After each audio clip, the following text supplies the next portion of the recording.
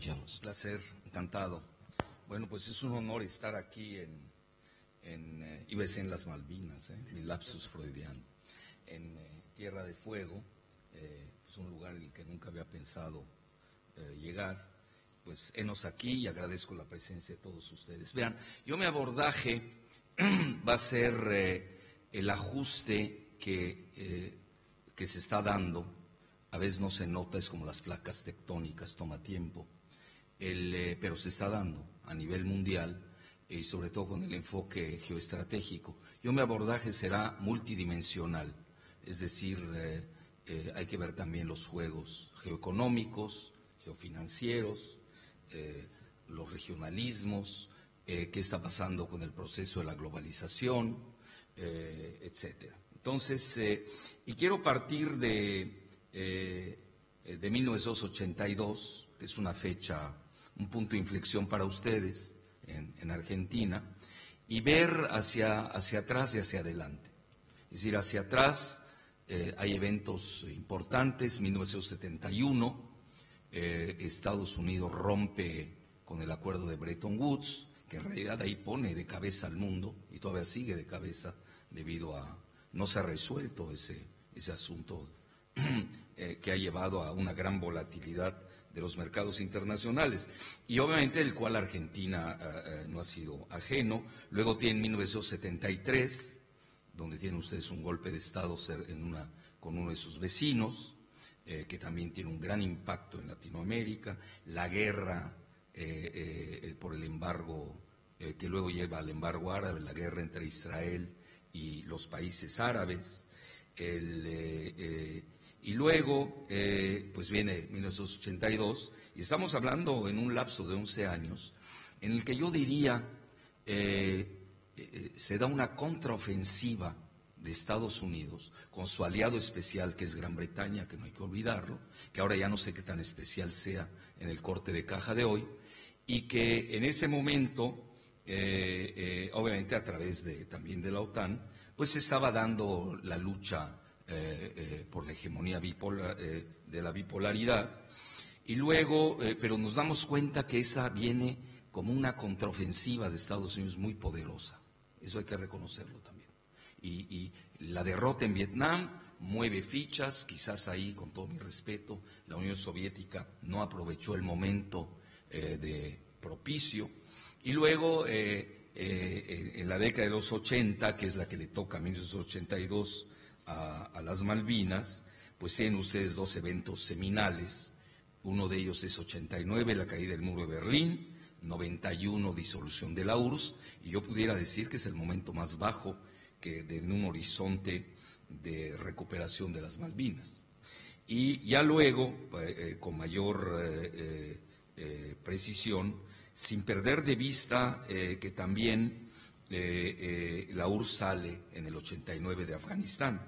Y luego tenemos que en el 2001, y ahí viene la parte interesante, empieza a tener efectos también financieros con el corralito en Argentina, que es parte de un gran fenómeno financiero global, que yo ahí veo la gran vulnerabilidad. Es decir, para recuperar las Malvinas también hay que recuperar las finanzas.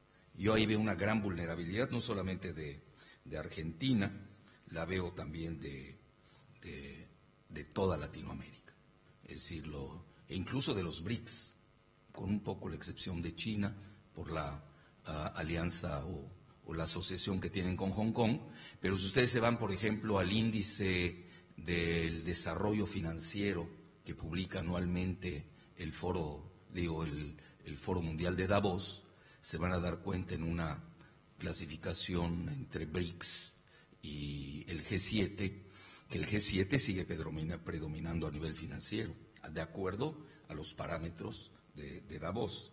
Y el único país que se cuela, entre comillas, país, sería Hong Kong, que ya tiene el primer lugar, pero que obviamente ustedes saben pertenece a China bajo el modelo de un país y dos sistemas. Pero si ustedes ven a los BRICS, pues en un patético lugar.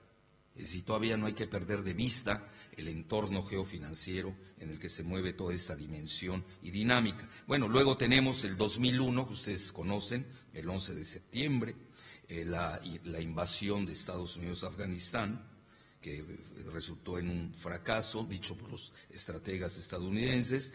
Luego, 2003, la guerra en Irak, otro fracaso militar, reconocido incluso por los estrategas de Estados Unidos. Incluso, ahorita voy a pasar parte de ello, Brzezinski en su reciente ponencia, donde lanzan un libro sobre su biografía y sus pues, hazañas, vamos a ponerlo así, para los académicos de la Johns Hopkins, donde ahí se realiza ese evento, reconoce que Estados Unidos en los últimos años no ganó una sola guerra. Eso es muy interesante colocarlo en perspectiva. Y naturalmente Irak es parte de ese fenómeno. Y ahí precisamente a partir del 2004 podemos decir que se da un punto de inflexión muy interesante. Que en Brasil sí ven, se lo estaba recordando un colega brasileño, recuerdo un artículo de Celso Amorim en America's Quarterly, donde él comenta precisamente de que Brasil tuvo la audacia de ir en contra de la guerra de Irak. No sé cuál fue la postura de Argentina, espero que alguien me la diga, no la seguí, pero sí me llamó mucho la atención la postura de Brasil. Osó, porque yo siempre he hecho la contraposición entre la postura de México en toda esa década, y obviamente en esta, que contrasta dramáticamente con la de Brasil. Eso también no hay que perderlo de vista. Entonces, a partir del 2004 podemos decir que cuando ya se sabe que Estados Unidos no puede controlar los hidrocarburos de Irak, ahí ustedes se dan cuenta que se da un barómetro exquisito, que es que todavía sigue vigente, aunque ahorita lo están manipulando tanto cuanto, por ese poder financierista que tiene Estados Unidos y Gran Bretaña, que son respectivamente el segundo y el tercer lugar del índice del foro ese índice de desarrollo financiero que publica Davos, y donde los BRICS vienen en un lugar patético, se los digo abiertamente. Bueno, entonces ahí, ¿cuál es el barómetro? Empieza el alza del petróleo. Ustedes saben, el petróleo andaba entre 8 y 20 dólares, dependiendo de la manipulación del momento. No quiero dejar de lado la época de los 70, también la manipulación del precio del petróleo, nada más que ahí favoreció a Estados Unidos. Así como su caída es parte, y eso lo dice un gran economista estadounidense, Berleger, que hubo un acuerdo entre Arabia Saudita y Estados Unidos para provocar un dumping del precio del petróleo 2 años antes de la derrota, entrecomillada, de la Unión Soviética en Afganistán. Y obviamente no es lo mismo una Rusia, que esto hasta Gorbachev le pregunté en una ocasión, bueno, ¿por qué es más exitoso que tú, Putin? Dice, porque a mí me tocó un precio del barril a 8 dólares. Sí, pero Putin ha sabido sostener el precio del barril entre 80 y 100. Esa parte no la dijo Gorbachev. Que obviamente también tiene que ver en estos juegos y en esta dinámica en la que obviamente Argentina y las Malvinas menos pueden ser ajenas. Entonces, dicho esto, pasamos, yo creo que a partir del 2004 sí se nota, es exquisita, hay una curva incluso que se puede notar, donde empieza el alza del barril del petróleo, muy parecida a la década de los 70, curiosamente. En los 70, les recuerdo, el barril estaba en 2 dólares. Y con eso subsistió Estados Unidos varias décadas y subió 5 veces, alrededor de 10, 20, etc. E idem es lo que vuelve a suceder en la década del 2000, de la primera década del siglo, y empieza a subir no solamente el petróleo, la plata, el oro, el gas y en general todos los commodities. Y es el momento clave de Latinoamérica, nos gusta o no. Si no podemos perder de vista el entorno geoeconómico en ese momento, que de cierta manera contrarresta los efectos deleterios que habían tenido con las crisis financieras. Bueno, y luego pues hoy estamos en para mí el punto de inflexión sin duda es el 2004, pero eso a veces no se nota, a veces no se ve en los análisis. así como la crisis financiera de Estados Unidos, pues tenía una inevitabilidad. Es decir, si uno se pone a ver por qué Estados Unidos invade Irak, invade Afganistán, pues eso se debe en gran medida, y ustedes lo recordarán, la gran crisis financiera de 1997-98, con la quiebra de una correduría muy importante que se llama el Long Term Capital Management, que yo sé incluso para los militares eso no es fácil.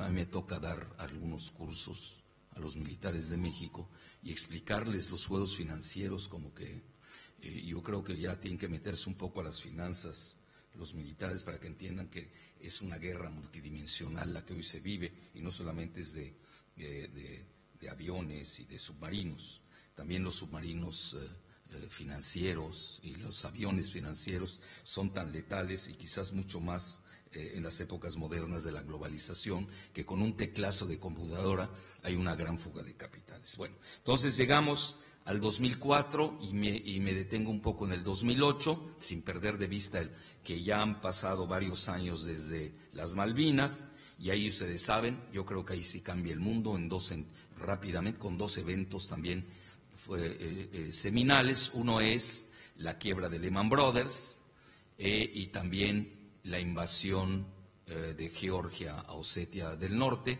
que lo estaban esperando los rusos. Fue una tontería la que sucedió ahí, y hoy estamos viendo los efectos. Ahorita, por ejemplo, se puede hablar mucho de lo que está sucediendo en Irán, pero poco se habla que Ucrania se ha atrevido a decirle no a la Unión Europea. Eso es interesante. Es decir, hoy estamos viendo que la OTAN, la Unión Europea, empiezan a replegarse. En 2008 ahí les ponen una línea roja.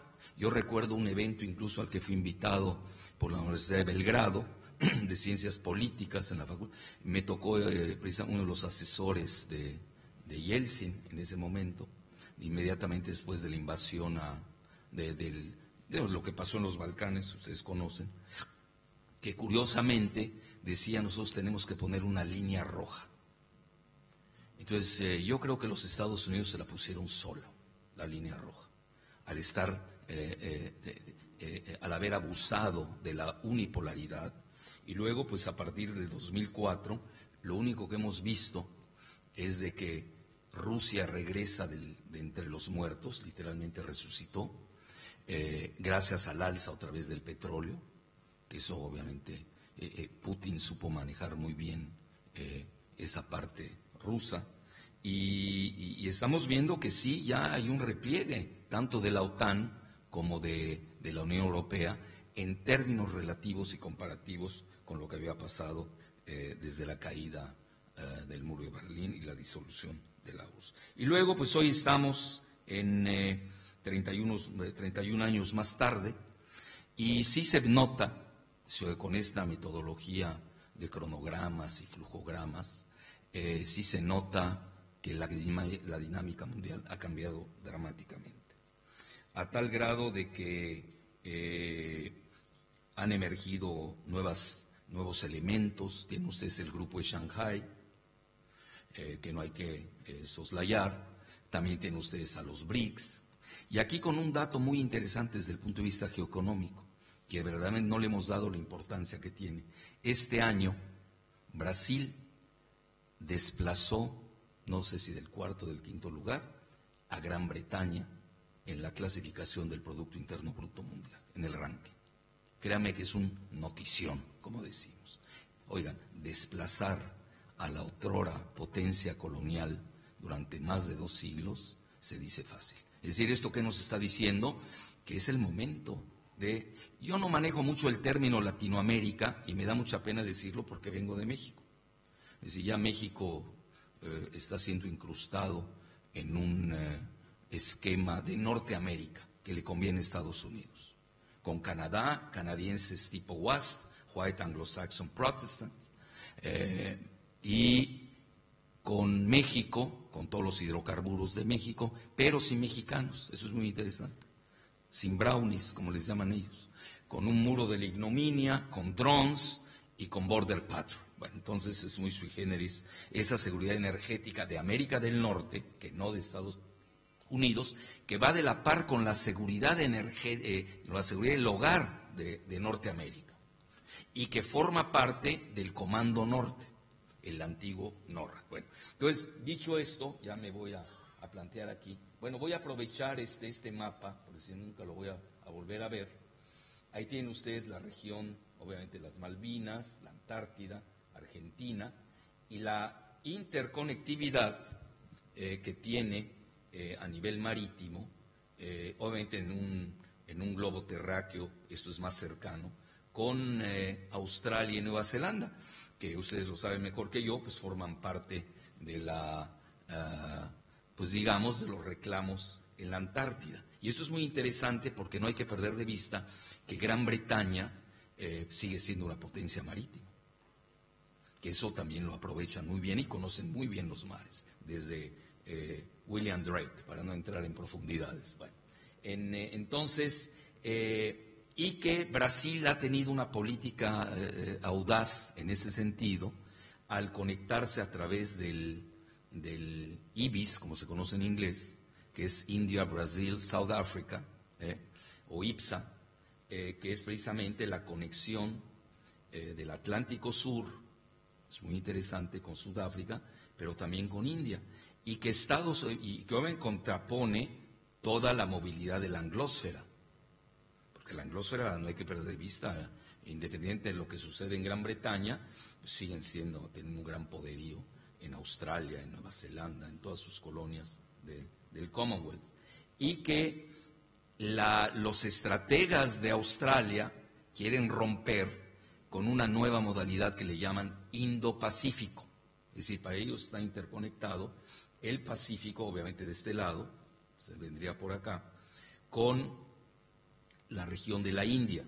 Y obviamente el lugar, es decir, muchas de las cosas que sucedan en India van a tener un gran impacto, sin duda alguna, en el devenir del Atlántico Sur, porque dependiendo de a qué lugar se vaya India, si es que consiguen atraerla con una alianza con Japón, cada día se ve menos, obviamente se trata el divide and rule clásico, chocar, hacer que colisionen India con China, lo cual cada día es menor gracias a la pertenencia de India a los BRICS y sobre todo incluso ya son observadores en el grupo de Shanghái, que es muy interesante, igual que Irán. Bueno, entonces, dicho esto, yo la tesis que aporto esta mañana, bueno, ya no sé cómo se mueva esto, la tesis que aporto esta mañana es la de que el mundo está viviendo una fase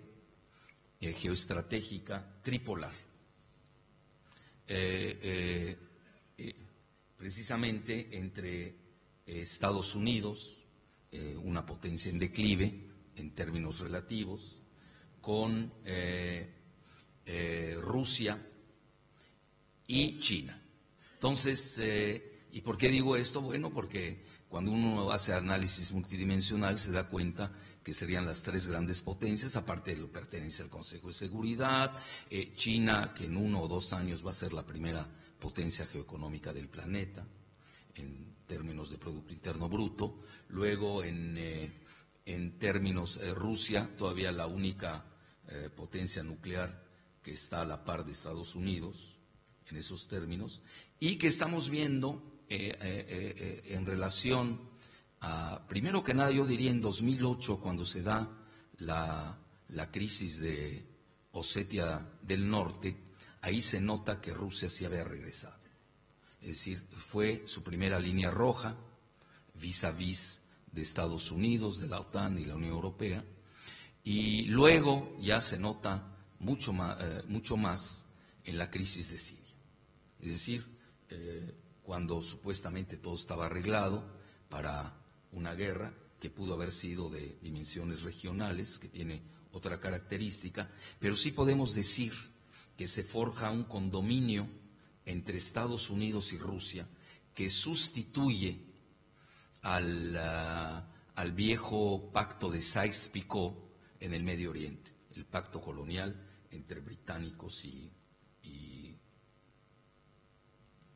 y franceses.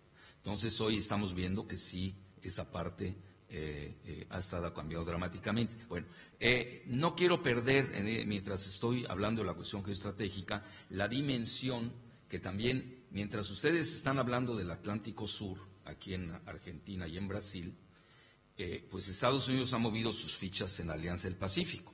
Es decir, Estados Unidos no está derrotado, se ha replegado, que es otra cosa, pero no quiere decir que esté derrotado. Hay que ver el mundo como un todo. Se ha replegado de Irak, de Afganistán, de Irak, pero incluso el vacío en América, pues ya tenemos dos potencias, guste o no, que jamás lo ha vivido el continente. Bueno, alguien me dirá sí, eran España y Portugal, bueno, yo estoy hablando en términos más modernos. Hoy tenemos a Brasil y a Estados Unidos, en donde Brasil pues no tiene salida al Pacífico. Pero si ustedes se dan cuenta, la Alianza del Pacífico naturalmente contrapone muchas cosas en la visión que se tiene del Atlántico Sur. Incluso yo les pudiera agregar que ahora están resucitando a Spykman, el geoestratega holandés estadounidense, con el famoso mar Mediterráneo de Estados Unidos, que es la suma del Golfo de México, al que ya le quieren cambiar de nombre de Golfo de Estados Unidos. Hubo una enmienda que luego fue retirada por un representante de Mississippi, ahí lo pongo acá, la tuvieron que retirar, bueno, en espera de mejores tiempos quizás, más el Mar Caribe, y estamos hablando de 4 y pico millones de kilómetros cuadrados. Y vean hasta dónde llega la dimensión del Mar Caribe, obviamente baña las costas de Venezuela. Entonces, ante esta situación, pues tenemos que sí hay una respuesta de Estados Unidos a todos los movimientos que se están dando en Latinoamérica. Y uno de ellos precisamente fue el CELAC, que eso es muy interesante, que por primera vez, pues digo, no aceptan a Estados Unidos ni a Canadá, y sí está operando como un sucedáneo, al menos se intenta eso, de la OEA, que ya incluso la mayor parte de los países que pertenecen a un bloque que ustedes conocen del ALBA, pues no quieren que prevalezca. Bueno, entonces dicho esto, hoy estamos ante una situación, yo diría tripolar, y en la que ahí se le abre una ventana de oportunidad a Argentina. Es decir, porque la dinámica va en el sentido yo diría, de sus intereses, pero también no hay que perder de vista que ya no sería con una dimensión unilateral. Quizás uno de los errores visto en retrospectiva de la guerra de las Malvinas fue la unilateralidad en ese momento. Hoy estamos yendo hacia políticas de bloques, de regiones, es muy interesante. Y aquí está el libro que yo les decía, es reciente, que hacen sobre Zbigniew Brzezinski, se llama The Strategy and Statecraft of Zbigniew Brzezinski, y donde él habla en la Johns Hopkins, y precisamente comenta de que ya es el fin de la hegemonía de Estados Unidos, y que esta hegemonía,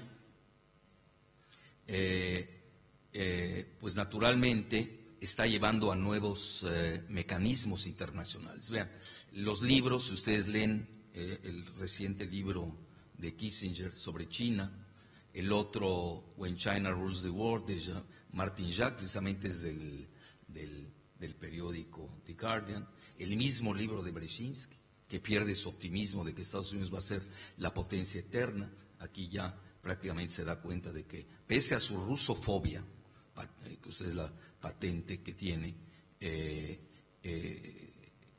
que se debe precisamente a que él es de origen polaco, ¿no? Ya son consideraciones ahí transfronterizas que no tienen nada que ver con la política global, pero que él ha manifestado con su influencia que ha tenido, con su cercanía con el presidente Carter y ahora con Obama. Yo desde 1997, lo digo con 2007, ya planteaba la tesis de la desglobalización y la regionalización. Y ya un autor como Jacques Sapir en Francia, 2 años más tarde, pues ya empiezan todos a manifestar que sí, este modelo de la globalización está fatigado. Y hoy tenemos precisamente la emergencia de estos 3 poderes, cada quien a su nivel, de los que ya hablamos, donde sí se nota en forma dramática, más incluso que en Siria, en el reciente acuerdo con Irán. Ya tienen ustedes este acuerdo histórico del P5+1, en el que pues cambia todas las coordenadas del Medio Oriente. Entonces aquí lo que ustedes como argentinos pues tienen que ver, y los 2 asistentes, el mismo The Economist reconoce que el mundo de la globalización empieza a tener proteccionismos y cercos, ya no es la misma. Aquí hay que tener algo muy importante en mente. Los chinos hablan de 2 globalizaciones, la económica y la financiera, que obviamente no son iguales. De la financiera estamos hablando de todo este movimiento, los derivados financieros, que es el motivo de la gran crisis que sigue vigente, donde ustedes saben existe dinero virtual 20 veces más que el Producto Interno Bruto de todo el mundo. Se dice fácil. Entonces, ante esta situación, a mi juicio, y ya con esta parte ya pienso concluir para aterrizar lo que está pasando aquí en esta zona. Bueno, primero que nada hay que tomar en consideración cuál va a ser el futuro de Gran Bretaña, porque con ellos tienen ustedes el conflicto. Y no es muy halagüeño. El futuro de Gran Bretaña no es nada halagüeño. Incluso tienen una elección donde está en juego la secesión del lado de Escocia. Es decir, ya no es la misma Gran Bretaña de 1982. Es decir, quizás la buena noticia, 31 años más tarde, no solamente el mundo cambió dramáticamente, quizás en la dinámica que a ustedes les conviene, sino que la misma Gran Bretaña ya no es la misma, que obviamente va a defender hasta el último soldado sus intereses regionales, sí, pero que también tiene que readaptarse a su nueva realidad. Entonces tiene que hacer ajustes también dramáticos, tienen que pensar qué tanto les conviene mantener cierto tipo de bases en varias partes de la región, y esto también hay que seguirlo. Yo me iría más para no, yo creo que ya sería un error nada más ver a Gran Bretaña sola. Yo si algún dato o alguna idea puedo aportar, sería que hay que ver mejor a la anglósfera, no perder esa dimensión, no ver sola a Gran Bretaña, que verla con los ciudadanos de extramar que tienen, que ellos lo manejan muy bien, nos lo estaban diciendo, en relación a las Malvinas, la política de población, y obviamente no perder de vista a Nueva Zelanda, sobre todo a Australia, en esta parte, y con la que ustedes comparten pues la Antártida y con otros países al respecto. Esa sería una idea. Y la otra sería el de que el bottom line, a mi juicio, el bottom line, dada esta dinámica en medio de esta geoestrategia novedosa, pero también no hay que perder de vista que a nivel financiero Gran Bretaña es muy hábil, porque ellos inventaron este jueguito, eso también no hay que olvidarlo. Se ha estado acomodando con China en muchas cosas, los acuerdos swaps con China, incluso Londres se adelantó a todos, a Frankfurt y a París, bueno, ya no se diga España, se adelantó como la plaza financiera para el cambio del renminbi, que es la moneda, la divisa china, una jugada muy interesante. La apertura de Shanghái como nueva plaza financiera de experimentación, como lo había sido la región de Shenzhen, en 1978, que tampoco no hay que perder esa década, cuando se da la visita de Kissinger y Nixon a China, pero también en 1978, cuando se abre China en forma muy limitada al mundo. Pero tampoco perdamos de vista que en el 2001 es cuando ingresa China a la OMC. Pero aquí lo que estamos viendo, y eso es la parte nodal, es que si hay un repliegue de las fuerzas que se manifestaron en 1982, hoy tienen un repliegue a nivel global. Entonces yo ahí lo que vería como bottom line, ya cada quien aportará sus ideas seguramente, pero como idea de bottom line o como tocar piso, fondo, es decir, lo mínimo negociable puede ser el modelo de Hong Kong, es decir, un acuerdo que ya los británicos están, o de Macao, el que les guste más, al final de cuentas es el mismo. Hong Kong, por su relevancia financiera, pesa mucho más. Un acuerdo de que las Malvinas pues sean parte de dos sistemas, pero un solo país. Ese yo creo que sería el mínimo negociable. Y la otra es de que esto ya se volvió un problema, como muy bien lo han asentado, los brasileños lo ven muy bien, un problema regional.